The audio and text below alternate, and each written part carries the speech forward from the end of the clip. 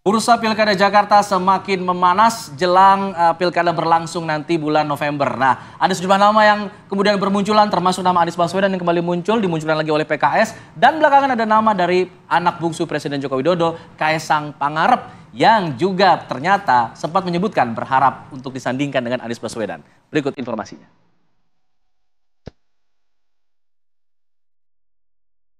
Bursa calon gubernur daerah khusus Jakarta kembali ramai dibicarakan di ruang publik.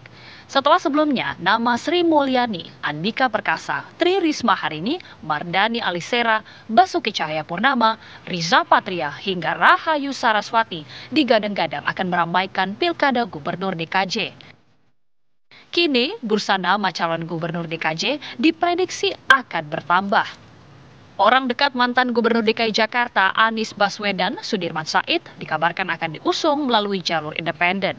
Sementara Anies Baswedan sendiri juga diprediksi akan kembali berlaga setelah sebelumnya DPW PKS Jakarta mengusulkan nama Anies Baswedan sebagai bakal calon Gubernur Jakarta 2024. Pekan ini publik juga dikejutkan dengan timbulnya nama anak terakhir Presiden Jokowi, Kaesang Pangarep, yang masuk bursa cagup Pilkada 2024.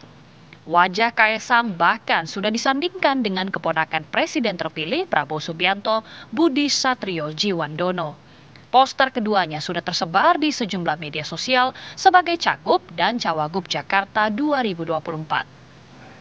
Santernya nama Kaesang di Bursa Pilkada Jakarta dikaitkan dengan putusan Mahkamah Agung yang baru-baru ini mengubah batas waktu penghitungan usia bakal calon kepala daerah. Kaesang yang saat ini belum genap 30 tahun diprediksi akan mudah melenggang menjadi bakal calon gubernur DKJ. Lantaran putusan MA nomor 23P/HUM/2024 mengubah aturan usia calon kepala daerah yang dihitung saat calon tersebut dilantik sebagai kepala daerah definitif. Lalu, siapakah calon paling kuat yang dapat memenangkan Pilkada Jakarta 2024? Tim TV One mengabarkan.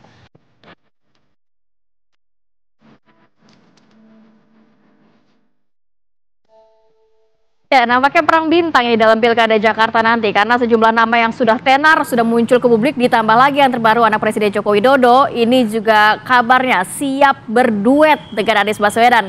Bagaimana potensinya dalam Pilkada Jakarta nanti? Kita akan membahas mengenai hal ini dengan narasumber. Sudah ada Mas Khairul Umam, analis politik Universitas Paramadina Jakarta. Assalamualaikum, selamat pagi Mas Umam. Selamat pagi Mbak Rati, Mas Alfat. Mas Umam, berbicara mengenai Pilkada Jakarta, ini masih seksi begitu ya. Nampaknya sejumlah nama tenar ini nampaknya berbondong-bondong untuk masuk bursa Pilkada. Selain juga kita tahu Bu Risma, kemudian Pak Ahok, Anies Baswedan, yang terbaru adalah Kaesang. Ini Kaesang sempat disandingkan, fotonya sudah beredar luas di media sosial dengan Budi Satrio Djiwandono dari Gerindra. Tapi di sisi lain, di dalam sebuah podcast ini, Mas Kaesang menyatakan siap berduet dengan Pak Anies. Ini bagaimana nih peluangnya nih nanti? Plot twist bukan ini? Ya, sepertinya Kaesang mencoba untuk menebar semua kemungkinan ya. Karena bagaimanapun juga ini menjadi sebuah eksersis politik yang cukup menarik bagi Kaesang, terutama bagi PSI. Karena praktis DKI itu salah satu basis yang dimiliki cukup kuat oleh PSI. Dia memiliki sekitar, kemarin mendapatkan 465.000 suara dengan konversi sekitar 8 kursi. Dan itu angka yang cukup promising untuk sebuah partai yang memang tidak masuk di parlemen, tetapi dia dalam konteks DKI, ini DKI Jakarta. Memang betul nanti beberapa bulan yang akan datang, ibu kota akan berpindah ke Nusantara, tetapi center of gravity secara politik, secara ekonomi dari Indonesia tetap di DKI. Dengan kekuatan yang sangat masif, bahkan APBD dari DKI 85 sampai 87 triliun. DKJ sekarang namanya. DKJ, ya nanti akan diperluas, termasuk dari punyanya Mas Alfat nanti di Bogor masuk di sini. Nah, oleh karena itu dalam konteks ini tampaknya ini akan terus dimatangkan, meskipun kemarin ada informasi dari Ketua Umum PAN, Pak Zulkifli Hasan, yang notabene dalam konteks koalisi Indonesia Maju adalah lingkar dekat dari Pak Jokowi. Beliau mengatakan Pak Jokowi melarang. Jadi jangan dulu, jangan Kaesang dulu. Meskipun argumennya hanya anu, dan anu. Nah, ini tidak clear. Tetapi bisa saja informasi itu sifatnya mencoba untuk menetralisir kontroversi yang kemarin sempat mencuat dari putusan Mahkamah Konstitusi, tetapi putusan Mahkamah Agung. Tetapi sekali lagi jika rakyat menghendaki, barangkali juga akan dilepaskan juga. Oke, menarik. Nah, untuk supaya perbincangan makin menarik, kita akan undang pakar komunikasi politik juga yang sudah hadir nih di kita. Silakan, Pak Effendi Ghazali. Selamat pagi. Bang Effendi. Bang Ege, sehat ya Bang? Oke, tadi kita baru bahas mengenai Kaisang yang ternyata ada pernyataan terbaru dari Pak Joko Widodo yang melarang katanya, meskipun alasannya belum jelas. Menurut Bang Ege, apakah kemudian dari narasi yang sekarang sudah beredar, ditampilkan poster segala macam, apakah memang nanti kemudian muaranya akan tetap berada di tangan Pak Joko Widodo untuk memutuskan maju tidak Kaisang? Ya, selamat pagi. Sebetulnya yang paling ahli memang Mas Khairul Umam kan. Tadi sudah Mas Umam. Iya, enggak, maksud saya hampir semua ilmu kadang-kadang enggak berlaku di Indonesia ya.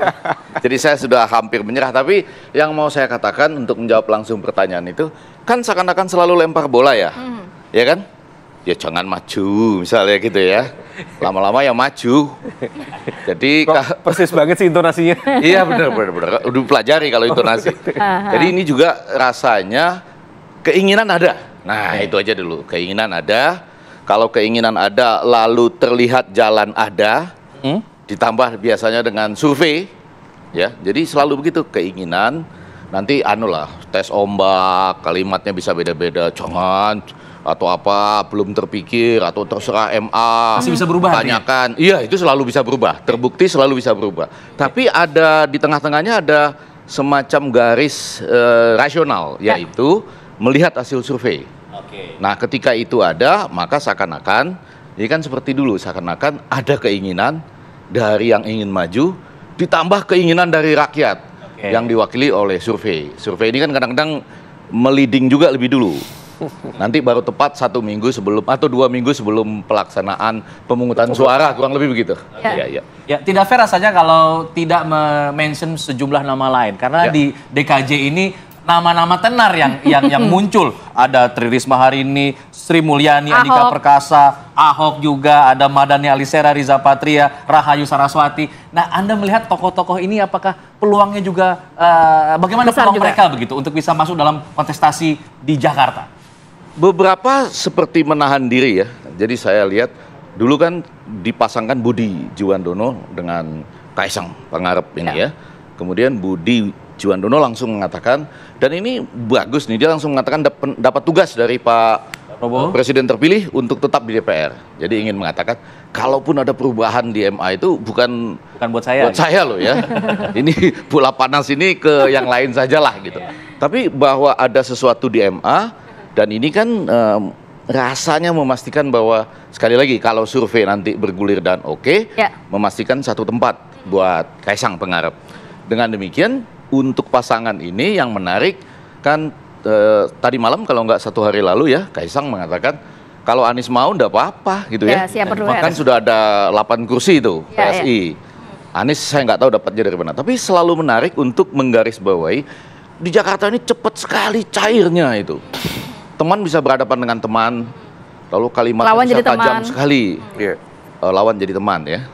Lalu kalimatnya tajam sekali. Wah, sudah saatnya bukan lagi guru-guru palsu gitu. Wah, kita jadi bingung. Ini guru palsu yang mana? Kok cepat sekali? Di era peralihan ini kan, transisi Jakarta ini menuju bukan lagi ibu kota gitu. Tidak elok berseberangan dengan presiden terpilih misalnya. Sebelum saya itu mengatakan itu. Itu ya. Enggak, saya dengar-dengar aja maksud saya. Tapi ini menjadi cepat sekali dan saya belum mampu mengendapkan. Saya nggak tahu kalau rakyat Jakarta tuh bisa cepat mengendapkan yang begitu.